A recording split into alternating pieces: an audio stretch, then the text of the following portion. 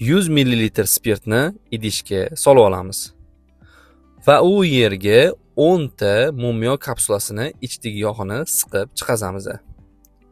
Bu rastvorimizga 2 dona analgin ampula solamiz. Videoni oxirigacha ko'ring, juda ham foydali bo'ladi. Bu rastvorni yaxshilab chaqatishni unutmang. Ko'ks artrozi davosi faqat operatsiya deb o'ylaydiganlarni diqqatiga. Yo'q, endi buni yechimi bor imminni sizlar uchun. Bilasizlar, Ibrohim sizlarga hamma narsani ham tavsiya qilavermaydi. Endi biz nima haqida gapiramiz? Bu nutva. Nutva 15 xil giyoh ekstraktidan tayyorlangan universal tabiiy vosita hisoblanadi. Bu sizlarga nimaga foyda? Artrit, gonoartroz, ko'ks artroz, poliartrit, osteoporozni davolash uchun, imminni ildizdan yo'q qilish uchun.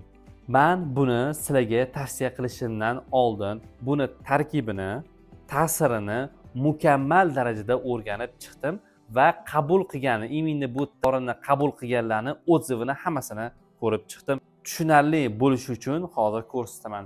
Bu tayyorlagan rastvorimiz analgin qo'shilgani va mumyo qo'shilgani bu odamlar faqat og'riq qoldirish uchun, bu davolamaydi.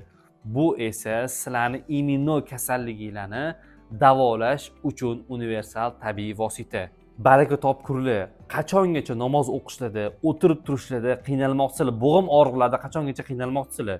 Endi buni davosi bor. Ibrohim sizlar uchun davosini topib qo'ydi. Halol bo'lgan davosini, preparati topib qo'ydi. Sizlarga qisqa raqam qoldiraman, unga telefon qilinglar va o'zini mutaxassislari bilan hamma ma'lumotni olasizlar. Sizlarga hamma tushuntirishlarni berishadi. Shifo bo'lsin. Kasalliklarni endi qiynalib yurishinglar shart emas. Ichasizlar, qutulasizlar, voz kechasizlar. Shifo bo'lsin.